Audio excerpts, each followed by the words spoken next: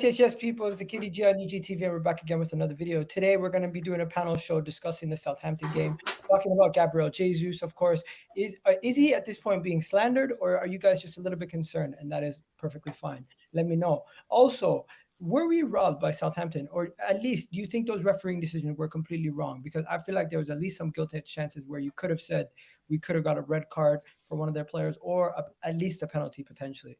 But yeah, let me bring through my panel. I got Gunnar Souls in the house. I got TADE back in the house, and I got Sham making his debut. But let's go to Sham first. Sham, how you doing, bro? I'm good. How about you? I'm doing well. You know what? Tell people where you're from and how you became an Arsenal fan just before we begin, because that's always what we do when we get a new guest on. Yeah, for sure. So I'm from DC over in the United States. So I'm kind of born and raised around this area. I became an Arsenal fan, I guess, slightly late in the game for my age, just because football wasn't a big thing over here. It's getting, of course, more and more popular. Back when I was a kid, there was football and basketball and all that jazz.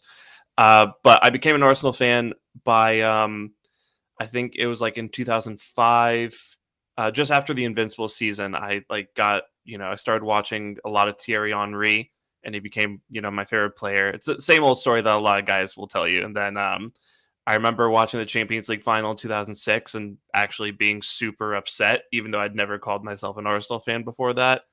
I was just so bummed, and I just kind of had like this internal monologue with myself about, does this mean I like this team now? And, I just decided that day to be a fan of the team, even though they just lost a final. So, that's kind of how it originated. Wow, the Champions League final. That's great. Yeah, it was heartbreak that I didn't expect that day. There you go. And you know what? We got Tade back in the house. Tade, it's been a long time, bro. How you doing? Yes, people, how you all doing? It's been a long time, bro. I've just taken off. I've just taken myself off football for like over a year plus now. Apart from the odd times when I go to Arsenal games and I just go on AFTV, that's about the only football I get now, to be honest. Apart from that, it's basically live work and priorities, man. But I should be getting back into the game a bit very soon. And we got Gunnar Souls in the building. So guys, let's begin with the Southampton game. Let me just ask you guys what you guys thought, and I'll start with Gunnar Souls because he hasn't spoken yet much. So Gunnar Souls, what did you think about the game, bro? Let me know. It still bothers me today. It's like the first game in the season that I'm actually still kind of annoyed at the team, because like, when are they going to bounce back from these poor performances? And I do think there's moments in games where we look good and we look bad and all of this sort of stuff, but it's like what scares me is we go back to default and we go back to what we used to be. And we've had a brilliant start, don't get it twisted. Like, we've been brilliant in terms of the amount of games we've won. We've only lost one this season. On form, we're still the best team in Europe, but if we're not critical enough of them and we're not seeing these performances dip, that's all that's going to happen. And we're going to start falling away. And we're going to start losing games rather than drawing games. So for me, it's just, I hope it's an eye-opener for the players to start buckling up their ideas, because I hate this lazy analysis that I'm seeing on Twitter right now with fatigue being the issue. And I feel like that's just a get out of jail card for people who want to say something but just don't want to say anything because they don't want to come across as sort of negative, should we say. And for me, it's like, look, there's bigger problems than just fatigue that I'm seeing. There was a lot of misplaced passes. The mentality yesterday just wasn't where I thought it'd be. I felt the referee got into their heads a lot and they let that sort of emotion take over. And they stopped. Again, and this was very much so what I've been seeing under Arteta, where the players stopped taking their chances. And that's the reason we drew yesterday. It feels like a loss to me, because we were in the driving seat for the majority of that game, and it took one moment for them to sort of do something. They've got no one in that team that should have threatened us. And that's what it felt like. And then one moment that carved us open and they scored, and we had no answers. Then obviously we go into Mikel Arteta. I don't want to ruin the entire show just by talking about it, but overall, yeah, I'm still a bit annoyed, should I say, more than I'm angry. Annoyed. Okay, fair enough. Let's go to Tade. Tade, what was your match reaction? I think Ben White pretty much said everything that was in my head, to be honest, which is the fact that we did very well first half and second half we became sloppy. Simple as. It was our own doing. We didn't finish our chances. Gabriel had 3 chances that I count. 2 of them, I wouldn't say. One of them was clear cut, which I think he should have done a bit better. He allowed the defender to come back and put a tackle in. The second one, he took on 3 players. It was a very tight angle. Always going to be a miracle to score from there. So I'm not going to put too much blame on him, for that. The second one, the pass from Odegaard, he went for power. Maybe the keeper was very lucky to get that particular block because he went for power at that close range and the keeper put a good block in. So I would say I was more gutted about the chance he missed, that he was through on goal and he was trying to sort his feet out. He allowed the defender to come in. And then after I made the changes, I understood why he made the changes. He made the changes because he needed to rest a bit of some of the players. In my opinion, I felt he still needed to rotate the team a little bit more. Let's be honest. It's 3 games in 1 week. You need to rotate these players. Unfortunately, we're not a Man City that's going to bring better players than the first team onto the pitch. Do you know what I mean? They brought in Vieira. Vieira lost possession 3 times in the game. He was really, really chasing the game. He was totally off the pace. It's almost like they threw him into the deep end and he wasn't ready for it. I don't know what happened. Nketiah, he wasn't in it. He wasn't on it as well. So there's so many things I can talk about in the game, but I kind of understood why Arteta made those subs. He made them because these guys have played too many minutes, and he wanted to freshen things up. Those guys disappointed us. So for me, everything what Ben White said is exactly how I felt about the game. But we should have put the game to bed. I won't be having the discussion. We won't be having all this discussion about referees or whatever, in my opinion. No, I hear that. Yo, Sham, talk to me. What was your match reaction quickly? Because I know you did a whole breakdown, but like just a quick little reaction. What'd you think? Yeah, I mean, I guess the way I'd put it is this. 2 years ago, with the players that we had and what Arteta was trying to do just to mitigate that situation, we played in a way where games depended on fine margins. And, if we had a referee like Robert Jones take over a game for us 2 years ago, we can sit back and talk about how the referee took the game away from us. And how, those fine margins were something that we couldn't overcome. But now the way that we play, it's very high octane, creates a lot of chances. And, as much as I would love to sit here and talk about, I mean, we're going to, but as much as I want to blame this all-time horrific refereeing performance from Robert Jones for what happened, I think just we did enough to win the game, and we didn't take the chances that we created, and that's on us. So, I'm disappointed. I'm annoyed. This was a good opportunity just to maintain that 4-point lead. Obviously, this is one of those games that you look at and think it should be a W. But, we're going to have a couple more games like this throughout the season. I'd expect the other top 6 teams to have a couple more games like this throughout the season.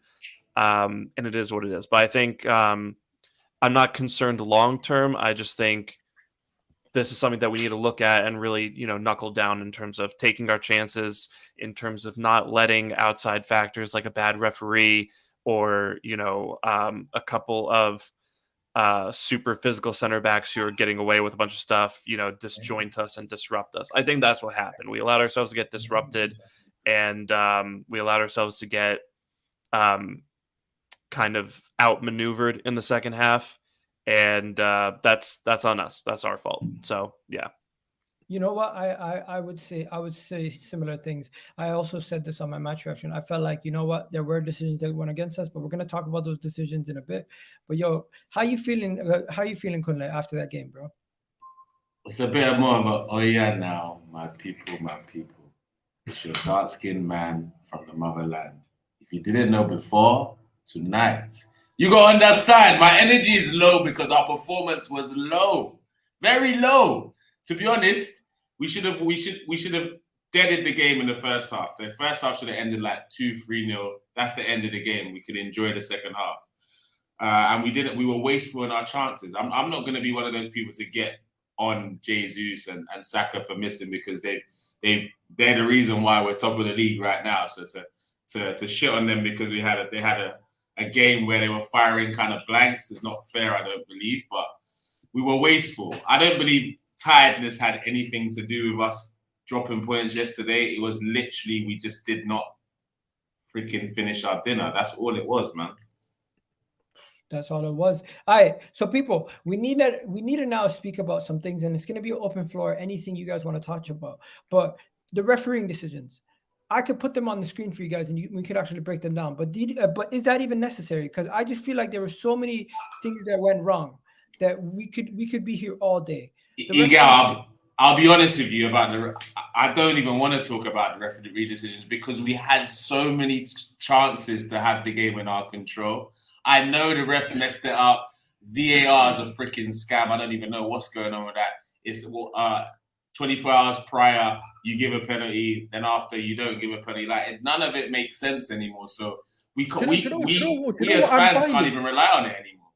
Bro, what I'm finding is, do you know what I think what's happening in the Premier League is, do you know if there's a so-called mistake made by the referee and it gets given, for example, let's just say for hypothetically, these referees think that McTominay to Broha wasn't a penalty, and it happens on Sunday, because this has been happening for a few weeks where something big is given in another game on a Saturday, and then the same or similar thing happens on a Sunday and it's not given. That is a very good point. That's stupid, because if you're not going to give it, don't give it at all. Don't then rectify yourself on the same game week, because they didn't want the Leeds game to go ahead because of fair competition. So if you've made a cock up, don't cock up twice in the same week. Cock up the next week and stop giving it the following game week. Not, oh, now we'll correct ourselves and put another team at disadvantage. I'm not saying there's a conspiracy, but it seems to be this weird case of rectifying their mistakes on a Sunday of the mistakes they made on a Saturday. And it's like, I don't get it. But also, I'll give it to the players I'll give them 1% of, praise, because I do get when referees are against you in sports, it pushes you off your natural game. It's happened when I used to play football, when teams are physical especially, and they were looking to basically hurt you. What It position pushes did you you off your play? natural game. It does. Because think about it, that Brazilian centre-back, what was it, Lianco, punching, Jesus twice in the back. Punches, by the way, they weren't like, oh, yeah, I just tapped him. No, man wanted to punch him. And then in the second half, man grips his neck, tries to headbutt him, and nothing. That does put you off your natural game, because the first instinct as humans is, I don't want to get injured. So they start to play a little bit more safe, more reserved, and they don't try and go. As soon as that battle gets a bit physical, they're like, fuck it, I'm going to move the ball on. And that puts them off their rhythm. So I will give them that, but I feel they had enough there to not let the referee control the game. They should have got that 3-4-0 and laughed at him and then egged him. That's what I would have done. All right. Hello to everyone in the chat, by the way. I didn't say hi to everyone. Big up all the panel, the chat, everything. Big up. Yeah, No by the problem, way, man. Shams, this Kunle, TADE, Kunle, big up to you guys. Let's just go back to open floor kind of discussion. Forget about the referees then. You guys are saying we missed chances, we should have killed off games. Are we worried then about our finishing, or we just don't have enough killers? What are you guys saying? Because the only way we can address those is either players start getting their shooting boots on, or we address it in January. So I'll go to you, Taddy. What's the solution after coming out of this game? What do we have to change to improve our next performance? I'm just gonna start by responding to the second question there first, which is January. I am never a proponent for going out in January, except of course you're sure of getting a quality player, because no sane team is going to let go of their best players in January. That's just something people need to get to grips with. Except maybe that player is maybe having issues with someone in the club, or having issues with the club for whatever reason, and maybe they just want to get him out, then fair enough, we can get a quality player.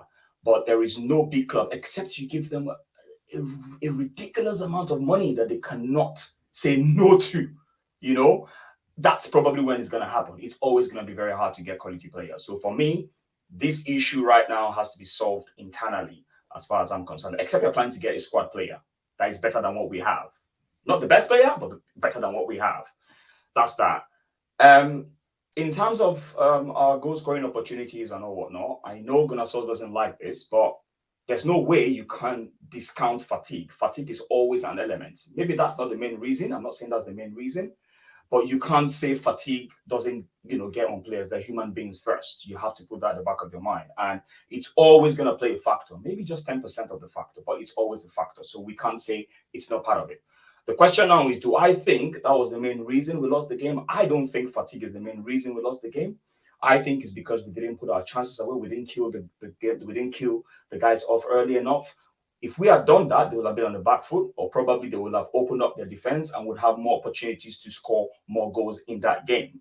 A lot of people were getting on Gabriel. Sorry, what's the gentleman's name on the bottom right corner? I totally forgot your name. Apologies. You don't have the names on there. No, the one at the bottom, the bro at the right hand corner. Yeah, Shan. Is it Shan? Yeah. Sorry about. Yeah. You were saying it earlier. At the end of the day, I've lost my train of thought. What I was trying to say is, Gabriel has really helped us in other departments, and what people need to understand is, and I was really unhappy about some of the things Gabriel was doing. In as much as it was helping the team, I was unhappy at the same time. What do I mean? I was unhappy because I needed him to be more in the box. And many a times he was falling into, the midfield coming to help a lot. He was almost behaving like Kane at some point. There was a time Kane was playing so deep that he was forgetting that he was supposed to be in the box all the time. And I felt if you want to get more goals, you need to be more in the box than you're going to be more in, outside the box. So it's a combination of two things. One, he likes playing that way. Also because I think Arteta has given him a kind of license to roam. We've seen it in all the games. He always comes to create, to hold up play, to defend. He does a lot of things, which is quite helpful. But where it really matters, where you're going to be known as one of the best strikers in the world, is in that box. And he needs to do a little bit more getting into that box to be more of a goal poacher and still help sometimes. But I don't want you to be 60% in the midfield and 40% in the box, if that makes sense. Do you know what I mean? So for me, I think, like I said earlier on, 2 of those chances, I can say, okay, that's fine. But the last chance, where he allowed the defender to get back and tackle, put in that tackle, I felt he could have done a little bit better. I'm not going to criticize him, because this guy has been a revelation. He's a different kettle of fish from Aubameyang. He adds more to the team than Aubameyang adds, because if Aubameyang, for instance, is not scoring, he's not adding much to the game. And that's the difference, in my opinion. So that's just my take on it. We're going to get on Jesus in a second, but I just want to get back to the game quickly. The missed chances. How do you solve it, Shams? How do you solve it? Because is it something that they just can solve by being more clinical, or do we need to find some other solution to this? What are you saying? Yeah, I was I was listening to the Arsenal Vision pod earlier today, and I think Elliot, Yankee Gunner, put it really well when he said that finishing is really just variance. And I tend to agree with that. I think it's one of those things where if you play this game again, we take a couple more of our chances and maybe it's 3-1 or maybe it's 4-0, I just think it's one of those things where we created pretty decent chances and just on the day, the finishing wasn't there. I mean, I'm sure there are chances that Jesus would like to have back, like that one Odegaard scoot pass. I think it was like the 43rd minute or something. Scoot pass that Jesus took that little snap volley on. And he hit it. I think he hit it straight at the goalkeeper. Yeah, it was a shot. Yeah. Yeah, it hit it straight at the goalkeeper, and then there was the breakaway run in on goal, basically 1-on-1.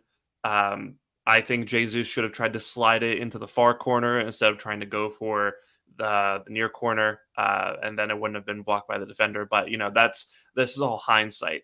So yeah, I'm not concerned off the back of one game, just because, again, if you play us again, results probably different. People put the ball in the back of the net. Maybe we make some better decisions and build up and create a few more chances as well. Make some better decisions at the end of moves, put the ball in the back of the net.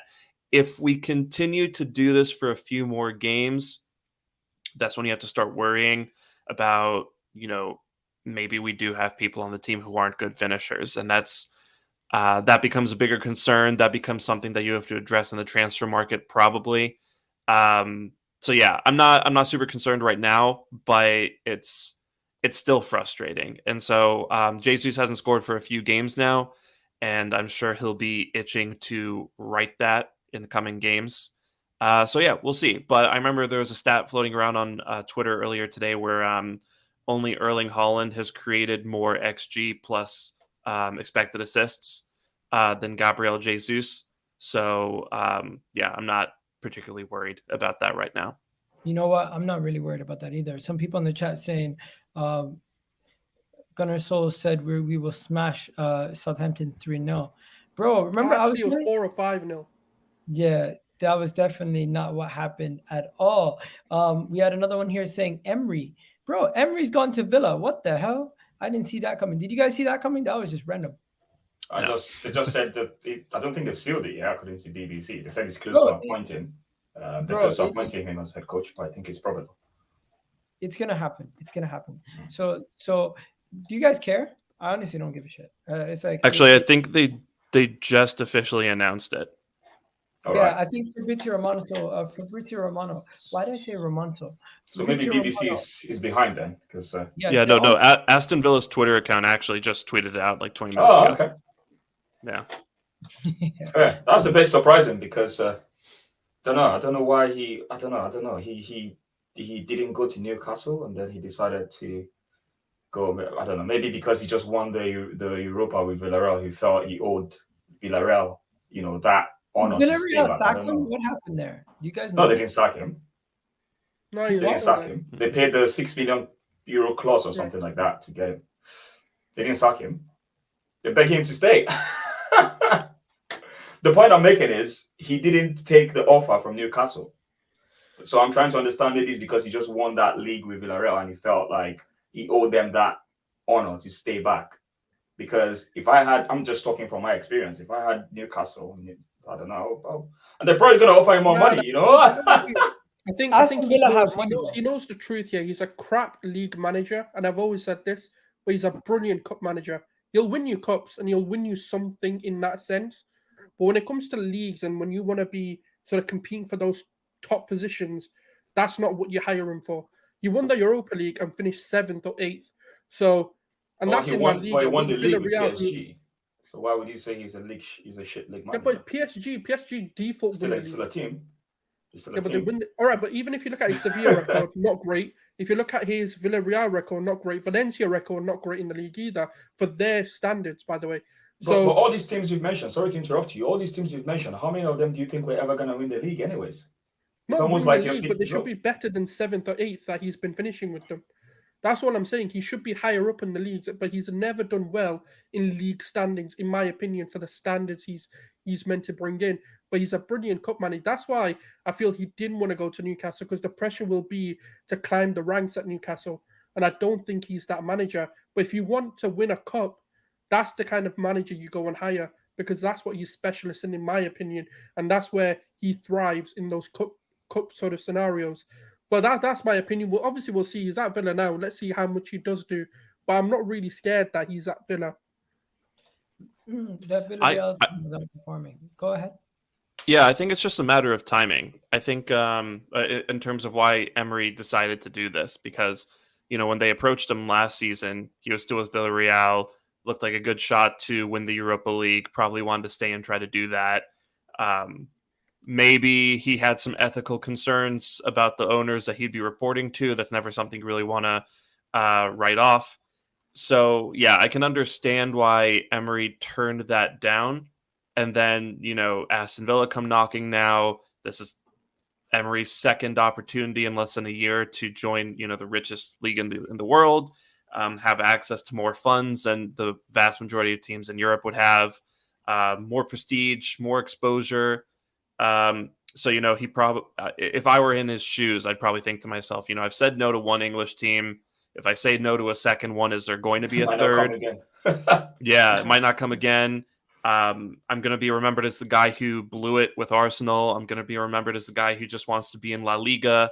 So those, I would bet those are things that played on his mind. And, maybe also he learned from the last time he managed a Premier League team and asked for assurances about investment, asked for assurances about being backed in the transfer market.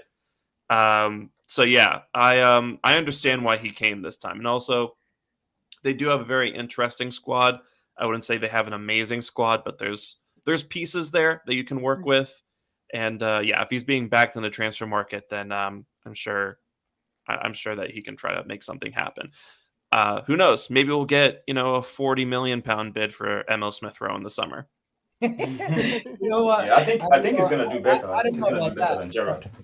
I don't know about that. But I'll tell you guys this. My feelings on Unai Emery is that at Aston Villa, this is destined for him to come in, have a moment where people are like, ooh, he might be the right guy for them to do something. They'll get in and around close to Europa League and Conference League. And then come the end of the season, they'll finish in the same position as they usually finish. And then all would have been for nothing. And I'm not making fun of the guy. I just feel like Unai Emery, he specializes in La Liga and Europa League competitions. And if he could win Aston Villa Europa League, that would be like one of the greatest achievements they've had in the last like decades. So hey, don't forget, this team does have a Champions League. So I can't say it's the greatest in their club history. But yeah, I get it. I was gonna say. Yeah. So let's bring back Kunle. Kunle's in the house. Kunle was good. I'm good, man. I'm good. What did I miss? You missed the whole Good game evening. breakdown. You missed the whole game breakdown, and we talked about Unai Emery. Now we're gonna get on to Jesus. I don't know about you guys, but I've seen a lot of Jesus slander. Concerns are one thing, but when I see people compare him to like Lacazette, it just makes me worry. It just makes me worry. It makes me like, I know Gunnar Souls is not a dig at you, but there's literally someone who posted a picture of Lacazette, cut it in half, put another picture of Jesus, and they said, we killed the man, but not the idea. And I was like, what are you doing? You're absolutely, we don't deserve nice things. We don't deserve nice things. What we've done to ourselves is we've let a couple games where he knows himself he hasn't been scoring the goals, but he's been getting some chances, and he should be bearing some of those chances. We've been letting those blind us from all the other work that he does. We've been letting us blind us from the fact that this guy's been an absolute upgrade on Lacazette. And we're now going back to where we were and almost like vilifying our players. We did it with Odegaard. We did it with Jesus. I mean, we did it with Gabriel Magalhaes. And now it seems like we're doing it with Jesus. Why can't normal? Do you know what it is, yeah? What's happened is some of the fans, some of the quote-unquote toxic fans have got caught up in the whole we're going to win the league talking it. They've allowed these rival fans to hoax them in when they know they came into the season talking top four. They've allowed these rival fans to hoax them in. Yeah, you know, what we said, why are you not confident? Blah, blah, blah. So they bought into that idea. And now they're getting arrogant with it. Because are we forgetting what we had this time last season? Is that what we're forgetting? Are we forgetting how many goals we had? How many chances we were missing? Our league position, our points tally. Are we forgetting all those things? Just so you know, the reason why we're top of the league is strongly to do with Gabriel Jesus. Like, there's no doubt about that. Because, and the reason why we all know this on the panel is because we've been on streams talking about how much of a breath of fresh air he is, how we're excited about him taking his chance to be the main man. So then after a game where, yes, he was wasteful with chances, there's times where Haaland's going to have them type of games. Harry Kane's had multiple games like that. Heung-min Song, are these terrible players now because they had missed a few chances? Heck no. And the good thing about Arsenal, the way we play football, is we're going to keep making those chances. I'm excited that Jesus is getting into those positions that Lacazette wouldn't get into. We wouldn't even have as many shots on goals if we still had Lacazette at the club. That's for sure. So I'm glad he's having quality chances, and I know he's going to bang. I still pip him to hit at least 18 Premier League goals this season. He's still on track for that. His contribution to the team is second to none in terms of he's brought that championship mentality. I mean, people might laugh at it. I don't know if you remember the interview he had with Rio Ferdinand where he was talking about how angry he was after the Leicester game where he only scored 2 goals and he should have scored the hat-trick. That's championship mentality. I know he's kicking the crap out of himself. We don't need to tell him anything. He's looking himself in the mirror thinking, look, Gabriel, you're better than this. And he's going to pop next week. Guaranteed Gabriel Jesus scores against. Guaranteed. Click me up if you want, whatever. Guaranteed that boy's scoring next week. Because he's got championship mentality and the rest of the team are seeing it. and we're flourishing as a result of it, and we're still top of the league. So why is everyone panicking? Chill. I like it. I like it. I like it. What are you guys saying? Do you guys share the same sentiment? I'll go with Gunnar Souls because obviously this. I think you're one of the first people I've seen making that comparison to Lacazette. I'll tell you why. Now, it's not. People need to understand why I said it, not necessarily the tweet itself, because I feel like a lot of people emotionally responded to it. And the reason why I said it was, at the time when he did this, he went to the fucking halfway line and took the ball of Partey. That started to piss me off because I need you to be the gunman I thought you were going to be. And I still will be. And it's not, people think I've turned on him or I've never rated him or any of that. But in that game, he was the wrong player. And the thing is, he can kick himself, he can do whatever. But if he wants to take those chances, he needs to be in the box. And it's not the first game I've seen him do this. It's now the third game that I'm looking at it, the way he's moving. Yes, he's offering us a lot. I'm not denying that. I've never denied his hold-up play, the way he's dribbled. I've said he's been unreal this season. But there are times where you can criticize players. The same way I've been on Saka's case before the Liverpool game about the fact that, yes, he's creating chances. Yes, he's doing everything. But there's still an element of Saka's game that I'm yet to see this season that I know he can do. And it's now, I'm just questioning Jesus now. It's the case of, in a game like this where the team needs a goal, I don't need you being deep. Odegaard can do that. Odegaard was creating an armful of opportunities. Saka was creating stupid amount of chances for you not to be there. Because there were moments, like for example, that Saka cross that he did where Gabriel Magalhaes stretched out and then Martinelli was at the back. Do you know who normally is there? Gabriel Jesus this season. That's how he's gotten most of his goals, because he seems to just creep into the back post. So he's not doing that. And that, to me, it's like, it's not me calling. I know he's kicking himself. I know he wants to score. I understand that. But as a fan, if I can call Gabriel Magalhaes out, if I can call Odegaard out for not doing these things, if I can call Saka out for not doing it, I just feel like it'd be hypocritical of me to sit there and go, yeah, Jesus, you're perfect. No, because there's parts of your game that you also need to show us.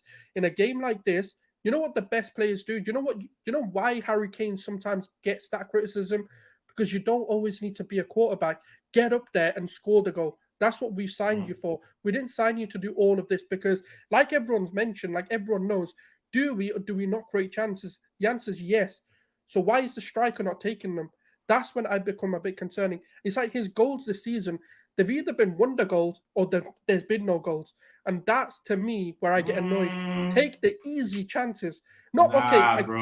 I feel like he's he misses the easiest chances, but doesn't score the simple ones. That's how I feel. Let me just stop you guys there. Let me bring in the comment section. Guys in the comment section, throw in your questions or whatever you guys want to speak about. Also, but try to stay on the topic so I can bring it up, right? Some of you guys were saying good evening earlier. I should have brought it up. Someone here saying, Don Hudson, my guy, saying, does the attack not start with the wing backs? What? Wing backs? We don't play with wing backs. Maybe you mean fullback. Did we talk about not starting Kieran Tierney? That's been talked about, right? Yeah, no, we didn't get there yet. We didn't get there yet. We are all over the place there, maybe. Okay. You know what? I thought Ben White was okay with the overlap. He even got an assist. So if we're going to talk about Ben White, I don't think there was an issue there. Egal, question. Do you think that it's fair to say Jesus needs pressure on his position? Let's be real. Eddie Nketiah is not really competition for him. That is also, some people are on to Eddie Nketiah already. I feel like Eddie Nketiah, it's still early in the season for me to say Eddie Nketiah is a problem, because I feel like he has scored in the conference. He has scored in the Europa League. But let me just bring on the other two guys. About this comment in particular, though. Okay, go I ahead. wanted to say, in terms of Eddie, right? So what Arteta messed up with on the weekend was the substitutions in particular for me. Like, Martinelli should have stayed on the pitch, number one. Gabriel Jesus should have come off for Nketiah. The reason why I say that is because he was off it, not because he's bad or he was clearly off it. Yeah. And if Eddie Nketiah is ever going to perform in an Arsenal shirt, it's definitely not going to be coming off the left. Like, he's not got that in his locker. Like, what has Arteta seen in training to make him believe in Nketiah? And he played in the Europa League game on the left, from the left as well. Like, it's bonkers to me. If you're gonna ever play Eddie, it has to be through the middle or not at all. No, do you know what you saw? You know that Watford preseason that we had, was it like a year ago, where he scored 2 goals off the left? Oh, He's he's living looking at on the old that. videos. Yeah. Let me bring in TADE and Shams, bro, guys. Are you guys more concerned about Jesus, or are you thinking that comment from Martin might be correct, that Eddie Nketiah is not really pushing him, and that's what it is? What do you think the concern is? I don't agree. Okay, let me not say I don't agree. I agree for every position you need competition, right? But in terms of Gabriel Jesus' performance, I don't think it's because he doesn't have competition. We can see the guy is a fighter. He fights every day. I don't think that guy needs any fire under his ass for him to perform. He's always going to fight, right? Maybe a competition is going to push him more further, but I don't think that's the reason why he didn't score the chances. He didn't score the chances because he had a bad game, not because he doesn't have competition. He's always going to fight. This guy had 2 blows to the head against Liverpool. I was going to say they should take him off because he's always going to fight. He's always going to put in the shift. We've seen that, right? Now, in terms of what Gunnar Solskjaer was saying, I think we both agree that we want to see him more in the box. I think I said it earlier. We want to see Jesus more in the box. However, where I don't necessarily agree with your criticism of him is perhaps the criticism should go to Arteta in that regard. I love Arteta, obviously I do. I love what he's doing. What I'm just saying is, in terms of the instruction given to the player, it's apparent that the guy likes what he's doing for him to be coming deep, right? And he sees it. And throughout the whole season, that's what he's been doing. So apparently, Arteta likes what he's doing. He's following the manager's instruction. He's doing what exactly he wants him to do. So the question should be, should they change the shape so he always stays in that area where he's going to be much more dangerous? So that's just my take on it, really. I think I talked about him earlier. I'm not going to say too much about him anymore. You know what? I'm just going to say this.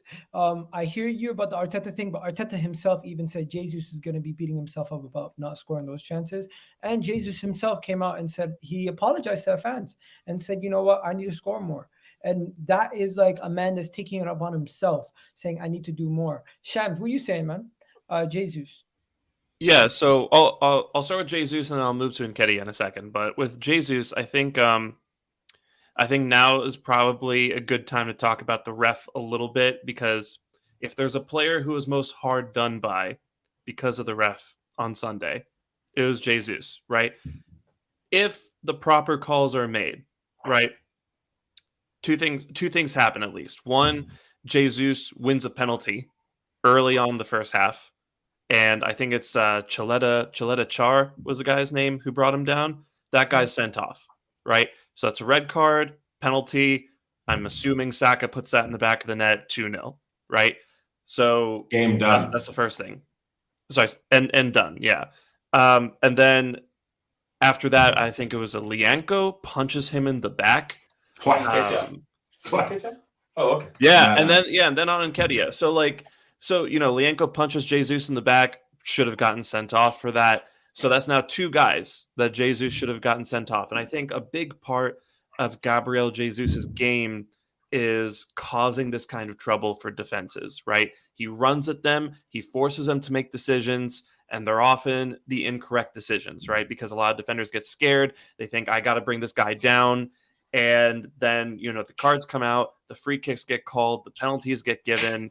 And that's a big part of Jesus' game, right? Where he's just, scaring and forcing decisions like that, which is something that Lacazette never did. That's another thing that Jesus kind of has that upgrade over. So, in effect, by having this atrocious performance yesterday, Robert Jones, the referee, took that away from Jesus, right? So he sent this message to the defenders that you can do whatever you want to this man. So if you're getting, dragged down in the box, if you're getting shanked in the back, basically, if you're getting shoved over at every opportunity and nothing's happening, there's no deterrent for that, you're not going to have the game that you probably want to have. So, again, I'm not worried about Jesus. I think, all these comparisons of him to Lacazette are a little unwarranted. I will say he's playing the same role as Lacazette. He's doing exactly what Arteta asked Lacazette to do last year. It's just he's doing it far better, right? He's doing both jobs of linking up play, dropping a little bit deep, but also he's managing to make those runs into the box, to get involved, to get touches in the box, force the issues, with the back line. So, yeah, not worried about Jesus. I think he'll pick it up. If he does this for a few more games, we can revisit it. And then with Nketiah, I think Nketiah has been fine. I think his game has drastically improved over the last couple seasons. Fine. I just think I think he's good. I think he's got a great skill set. He runs the channels really well. He's physical. He's a lot better in build-up play than he used to be.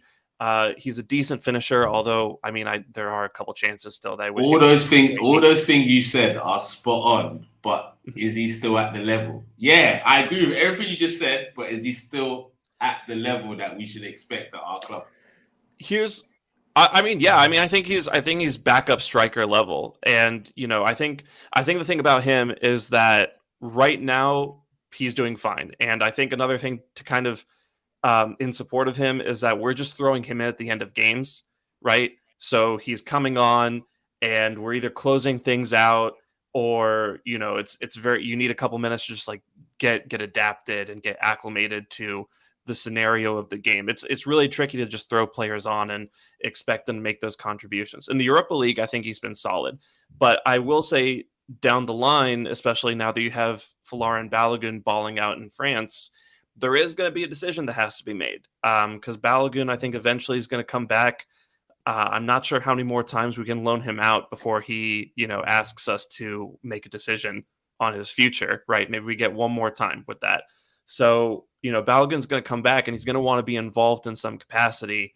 And I think we're going to have to decide, maybe this summer, maybe the summer after, which one of those two gets to stay at the club on a more long-term basis. And for my money, I think it's going to end up being Balogun, just because Nketiah is hitting a point in his career where he's going to want to go start somewhere. I think even now he wants that. And then Balogun, I think, is developing more of an all-around skill set that maybe better suits the position of center forward. Yeah, the Arteta way, exactly. So yeah, I'm not worried about either of them. I think, again, with Nketiah, there's going to be a decision to make, and then Jesus will pick it up. It's just that you have to he has to not be assaulted at will by center backs. You know what? F the referee, we know about this guy, but right now we still got a lot more stuff to talk about. So let's just 40 minutes in, I haven't even touched on any of the other stuff. So I'm just going to try to move it past quickly. But TADE, guys, there's so many talking points in that game. Let's just move on. Just quick fire rounds. Your boy Zaha is linked to Arsenal by the Daily Mail. First of all, the source is not the most reliable source, but would you guys take Zaha on a free? And do you think that he might have an issue adjusting and playing to our style of football? To anybody who wants to go first. 100% he will. I'll be honest. I think, he's got a very particular skill set, but when you take the sort of freedom away, which we tend to do, and we have a stringent way of playing, you're going to see a very sort of Grealish-esque thing happen. And the problem is, what Zaha doesn't have is time on his hands, because he's no longer a young player. He's pretty much established as a player. He's, 28, 29 or something like that? 29, so it's not really a point in his career where you can now start teaching him new ways of playing the game. And the thing is, he thrives on the idea of just being able to do what he wants to do. And he's not going to be the player we think he's going to be for us. So I think there's a lot better options. I think there's a lot better options, in my opinion. I disagree to an extent. Hear me out, like, because you said on a free, Egal. Or on a free, yeah. I mean, there's no gambling. On a free in January or at the end of the season. At the end of the season. No. It's not like if we could get him this year, I'd take it, because look, I see him as it's his last shot at the big time. He wants to rewrite the wrongs that he had at Man United when he was once at a big club. It's his last shot. People have been calling him a big fish in a small pond for time, and he's a boyhood Arsenal fan. And you know how he lights up the Emirates every time he plays against us over there. So even though you're saying he can't change his game, I believe he'd be willing to adapt. I don't think it'd be a Jack Grealish thing. I'm not saying he'd change his game completely, but I think he'd be willing to adapt his game a little bit more because of the stature of our club and the stage of his career. He will try to. Do you get what I'm saying? I don't disagree. He will try to do that. but I You just don't think he would? think. I just don't. I think his game thrives off the chaotic style of playing. I I don't would- think. No, but wouldn't you say Martinelli has a chaotic style of playing to an extent as well? But he's controlled though. But whereas Zaha hasn't done it. Is Whereas, he though? No. But we've stripped Nah, Martinelli is far from controlled, Martinelli bro. puts Yeah, in more but- defensive work, by the way. That's what I was gonna I'd say. agree with Goes that part. More defensive I work was for going to sure. ask you guys a question. If you're going to get Zaha, is he going to do the hard work? That's what I think template is based That's the on. thing. That's the thing you guys need to understand. If he signs for Arsenal, I'm pretty sure Arteta's having that conversation with him before bringing him to the club. So I believe if he's at our club wearing our player's shirt, gonna say, "Yeah, I'll be willing he's to gonna do it." Hold for a second. Who's actually gonna say you have any choice to go get a winger this upcoming summer? Resort to going for Zaha as a free, over Nah. going for a Trossard for a free, or going for someone else to actually pay for it. That's the question. So if you are, gladly put your hand up and I'll come to you. But I don't know if any of you guys are saying Zaha, I'm putting my hand up right now at his age for a free and thinking he's going to adjust to this system that we play. Where if I said the same thing with Trossard, how many of you guys are putting your hands up? Let's be honest. Straight away. You know what I mean? Trossard, I don't know. yeah. Both of them for me is right now. I don't know. The Trossard one is always going to be a gamble. I think No, if you sign, 27, that's why. The Trossard thing is because he's let 27. Shams say his thing. You're also saying no to Trossard, Shams? no, I mean I don't mind Trossard in the summer. I think he's a really interesting player. But I think on the subject of Zaha, Zaha would be like an Odell Beckham kind of signing, where if we're in touching distance of first by January, that's the kind of signing that the Cronkies would go out on a limb and make, you know, as that extra push to try to win a title, right? That's that guy at the end of his career, on like, you know, a decent team, but could make that step higher, give him a short-term deal with big money. And, you know, hopefully Zaha does the equivalent of catching the first touchdown in the Super Bowl that you go on to win. But yeah, but I wouldn't take Zaha in the summer. I think at that point we'd have to pursue more long-term options. Trossard though, I like Trossard a lot.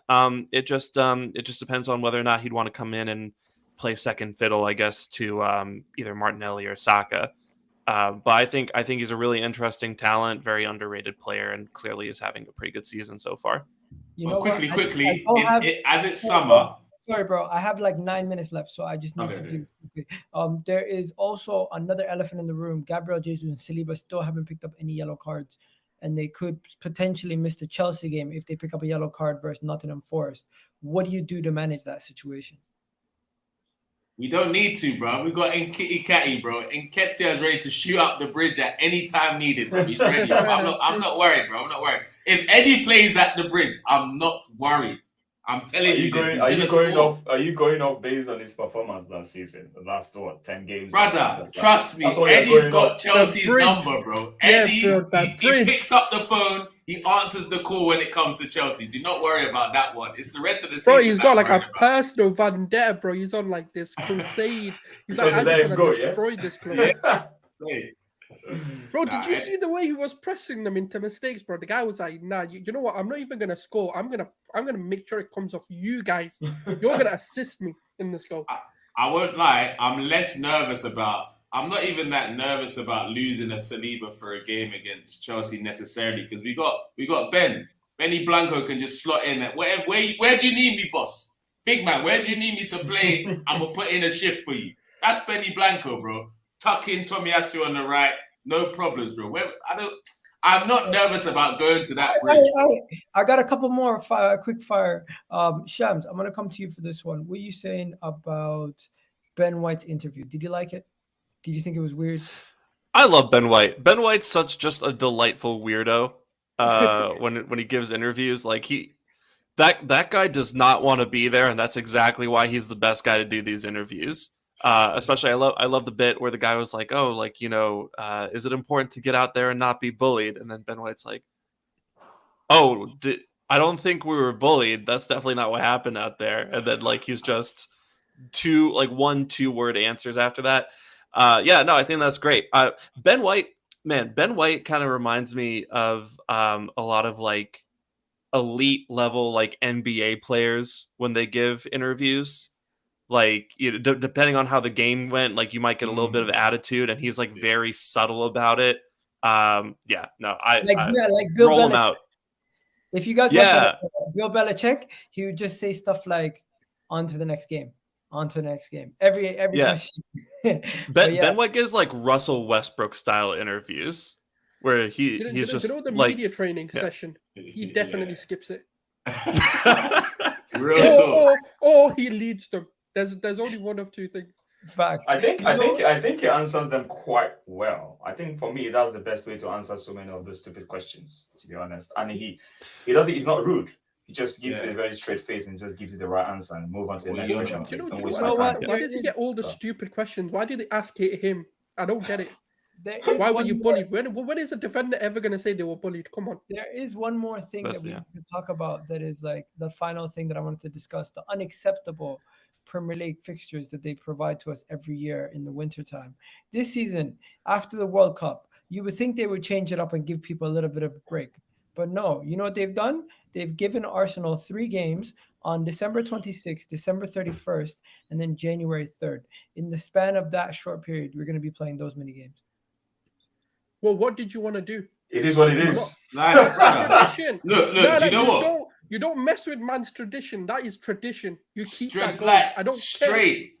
They don't like it. They don't like it, and I get it. As a player, you're going to be angry and concerned about it because you're going to be fatigued, especially the ones that are going to be coming back from the World Cup and stuff like that. So, and that's one of the reasons why a lot of people have been calling for them to, change that culture and all that. But yeah, you're right. It's tradition. You signed up for it, so.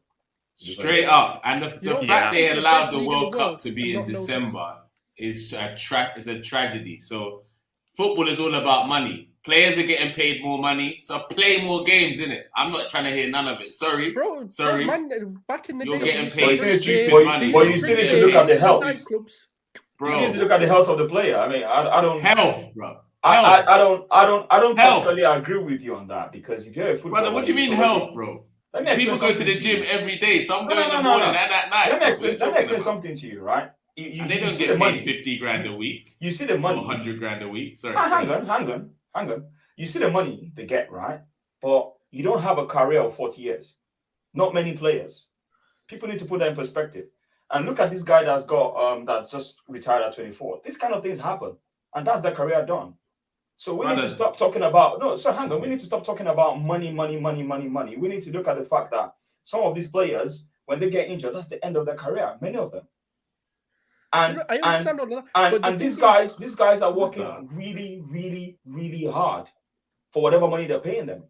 So for me, I don't look at the money. I look at what we're getting back from these players as fans, in my opinion. And brother, footballers work 16 hours a week, bro. 16 hours a week. It doesn't matter. But you know, 16 hours a week they work, bro. What are you talking about, bro? And they get paid. The sacrifice that they get. Footballers don't work 16 hours. What? Do you know the sacrifice? 16 hours a week. I'm talking about training and football games. We're not talking about. If you're listening to what I'm saying, I'm talking about other things, not just the game. I'm talking about other things that surround your life. They have to sacrifice a lot. A lot. Footballers work a lot more than I hear what you're saying. They're on planes to away games. They're traveling. Bro, that's not working. Traveling isn't working, bro. Anyway, even if you brother, look, 20 years ago, players were playing bare games, innit? And they weren't getting nowhere near the money that they're getting right now. And that's why it was increased. Hold on. So players have demanded more money. And now, what they thought, they'll get more money and there will not be no consequences for it. Like, come on, it doesn't make sense. It doesn't make sense. All those players that you talked about back in the days, right? How many of them ended up being rich? Many of them went bankrupt. Many of them. So that's going to change now because they didn't have any other options after football. They had no other options, nothing. Yeah, but that's bad. Bro, look, I'll be honest with you. Wait, hold on. I'll be honest with you. If I'm a player that's ever making anything from like 10 grand a week or more, right? I've got to create a plan. I'm getting 10 grand a week. I'm not going to feel sorry for that player if he's 35 and he can't do anything with himself. He messed up. He made poor decisions with his money. Like, there's no way you should be making 10 grand a week and not being invested in a way where you sort out yourself for life. I'm not feeling sorry for none of these guys. Big up the players. They work hard. They provide us entertainment, but they demand more money. So obviously, as a result of demanding more money, they're gonna make you do more things. It's logical. Like, no, bro. You know, if you go into your work, right, and they've told you you're gonna work 40 hours a week, and then you turn up and you're working 40 hours a week, and you're like, wait a minute, why am I working 40? I only want to work 35. Bro, you know you signed up, right, to play during Christmas. You know this. You didn't sign up to the Premier League and all of a sudden they were like, actually, you're going to play tomorrow. No, you knew this. Let me hear a difference of opinion quickly, because I heard what TADE said. I heard what you guys said. Shams, what you got to say on this topic, the Christmas fixtures? I mean, yeah, I'm kind of in two minds about it. Like on one hand, yeah, it's tradition, and we're always going to have these holiday fixtures. But on the other hand, the timing of the World Cup is unkind to the players, and I mean I think it's less on the Premier League than it is on FIFA, because that's kind of something that should have been taken into account. That's something that hopefully the FA and the Premier League lobbied about to FIFA when they're making this decision. I mean, just generally, I think football is putting more and more fixtures on the calendar for players, right? You play a full Premier League season, and then you have the World Cup now in the middle of the season, which means the Premier League season is going to end, a few weeks later, and then you've got friendlies, and then you've got preseason, and then you've got the preseason games, and now the Premier League is coming up with preseason fixtures, like a preseason tournament in the States, which I'm excited about. Selfishly, I get to go to those, but at the same time, you have to feel for the players, because it's more games, and there is a breaking point when it comes to that, despite all the benefits and all the money that comes with being a professional footballer. So yeah, it's unfortunate. It's something maybe that should have been considered when the World Cup was planned out, but that's more of an issue that I take with FIFA. The holiday fixtures are kind of a staple of the Premier League. So you know what? There's a lot of stuff you can talk about with FIFA. Like, I'm not even going to get started with those things. No, people, we've been going for an hour. We're going to wrap it up here. TADE, you got anything to tell the people before we go, bro? Listen, man, Arsenal is on top of the league, and we're going to keep it that way, people. Simple. We got Shams in the house. Great debut, bro. Definitely would love to have you back on it again. You got anything to tell the people before we go? I mean, just thanks for listening to me chat, and thanks for having me, guys. And yeah, I'm really still excited about this season. I think we got something special brewing here. There you go. Gunnar Souls in the house. Gunnar Souls, what you got to say, bro, before we go?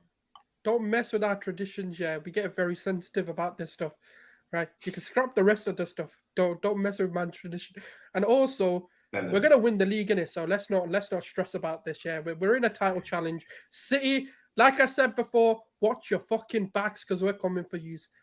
Hey, okay. And then what are you saying, Kunle, before we go? All I would say is smash the like button, subscribe if you haven't already. Keep watching EGTV, Arsenal to the world and back. Don't panic. We're in a good position, everyone. There you go. And you guys have yourselves a wonderful day. You guys already know the Kitty G on EGTV. Look out for another video coming soon, maybe today or tomorrow. It might be an announcement video, but yeah, you guys have yourselves a wonderful day. Peace, people. And big up to everyone watching the chat. If you guys can do me a favor, the live viewers, if you could leave a comment on the video once it goes live, that would really help me out a lot. But have yourselves a wonderful day, guys. We're out of here. Peace.